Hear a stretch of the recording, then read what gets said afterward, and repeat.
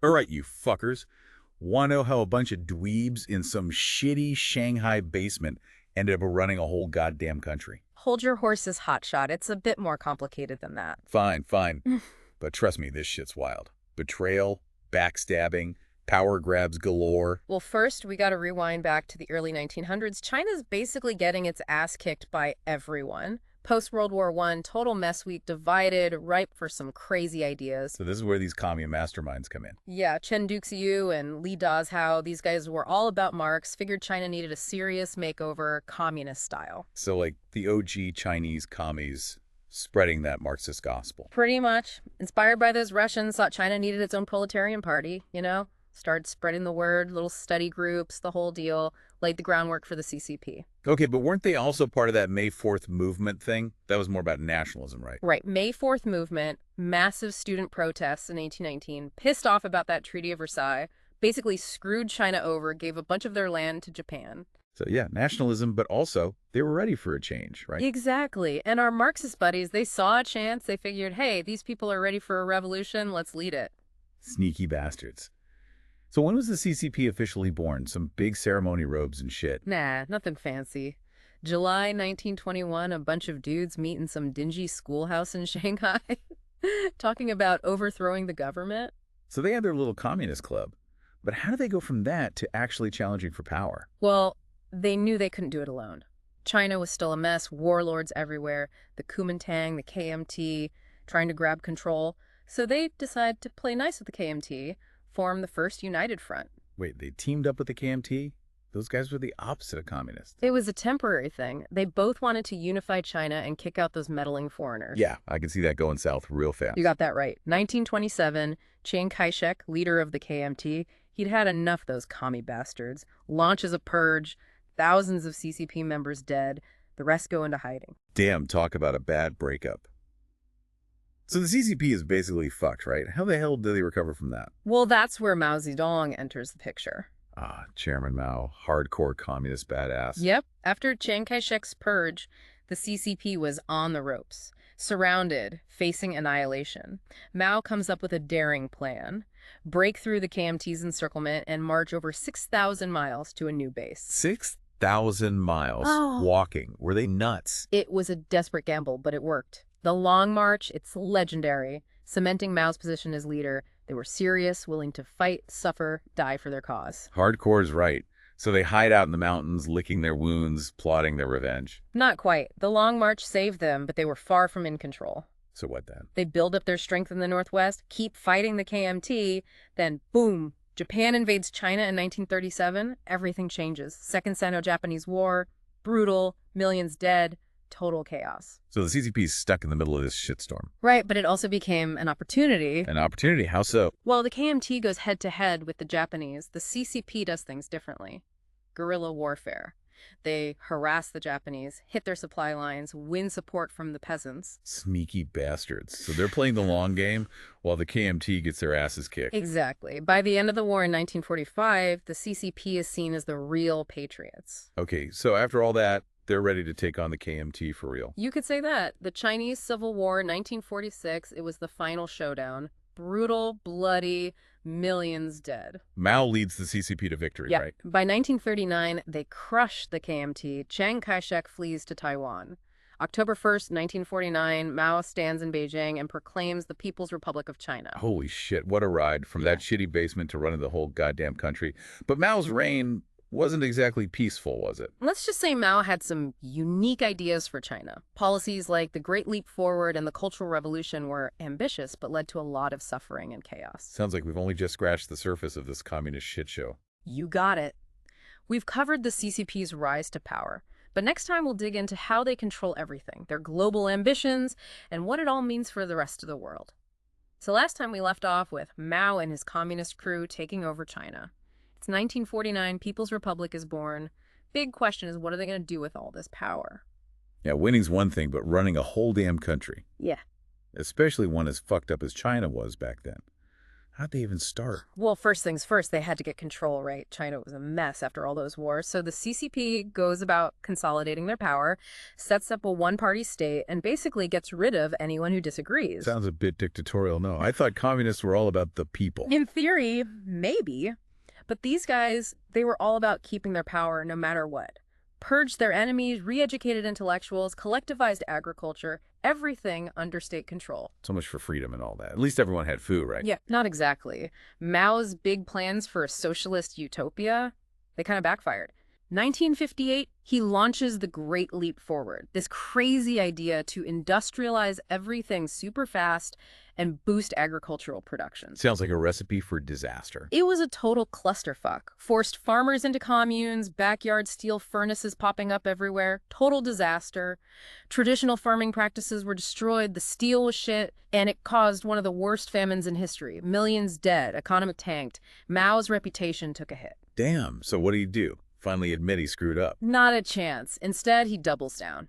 1966, the Cultural Revolution kicks off. A whole decade of political and social turmoil.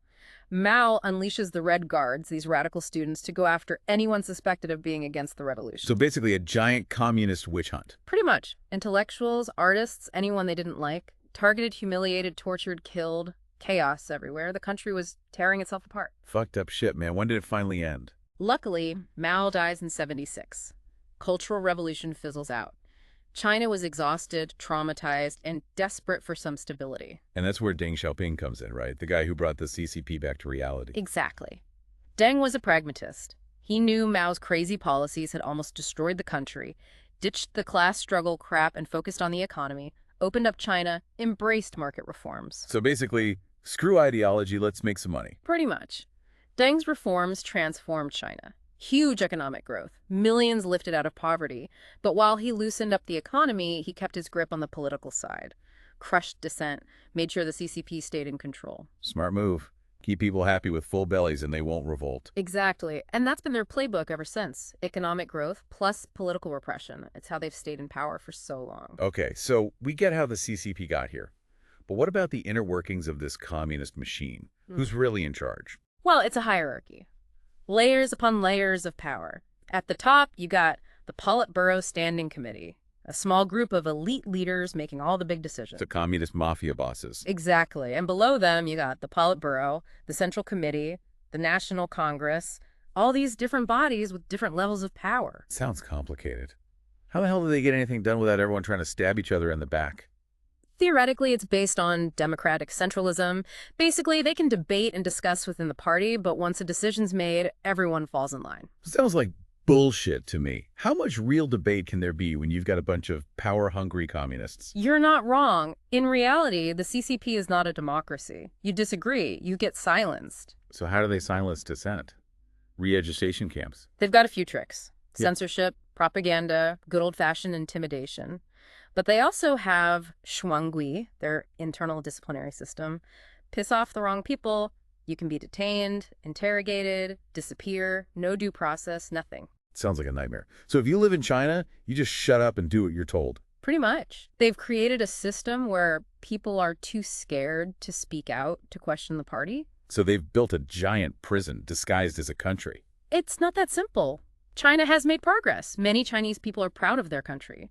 But the CCP does maintain control through fear. Okay, so we got this powerful, secretive, terrifying communist party running things in China. What does that mean for the rest of us? Are they happy just ruling their own corner of the world? Or do they have bigger plans? Oh, they've got ambitions, big ones. They see China as a rising superpower, ready to take its place as the dominant force in Asia, maybe even the world. Hold on a second. We're going to need another part to cover all that. All right, assholes, back for the final round of our deep dive into the Chinese Communist Party. We've seen how they claw their way to the top, how they keep everyone in line. Now, the big question, what the hell does it all mean for the rest of us? Should we be shitting our pants? Well, maybe not shitting our pants. But it's not all sunshine and rainbows either. The CCP's ambitions are serious, and their growing influence is shaking things up globally. Okay, let's get down to brass tacks. What are the biggest threats we're facing from these commie bastards? Are they going to roll in with tanks and force us all to wear Mao suits? Well, they're not that stupid. They know a straight-up military invasion would backfire. Their approach is more subtle, more insidious. They're playing the long game. Economic leverage, tech dominance, good old-fashioned propaganda.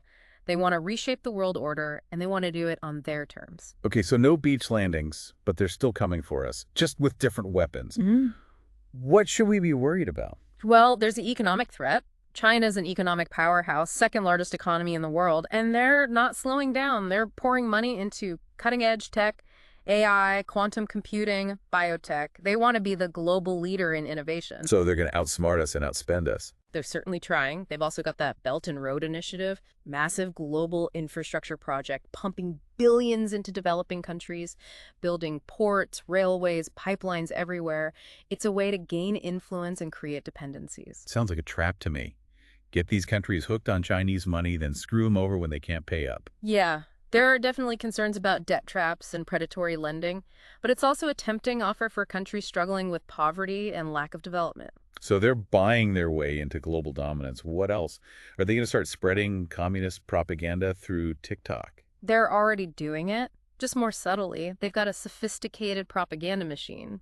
State-controlled media, social media platforms, even Hollywood. They want to change how the world sees China, downplay their human rights record, promote their authoritarian model as an alternative to democracy. Damn sneaky bastards. They're trying to brainwash everyone into loving communism. Not quite brainwashing, but definitely manipulation. Yeah. They're using soft power to influence opinion, push their agenda, and undermine their rivals. This is some scary shit, man. What can we do about it? Are we just going to sit back and watch the CCP take over? We're not helpless. First, we gotta understand the threat.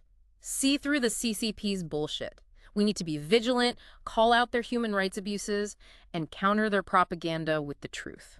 So expose their asses to the world. What else? We gotta strengthen our alliances, work with other democratic countries to push back against their aggression and protect our values. A global team up against the communist menace. Exactly. We need a united front.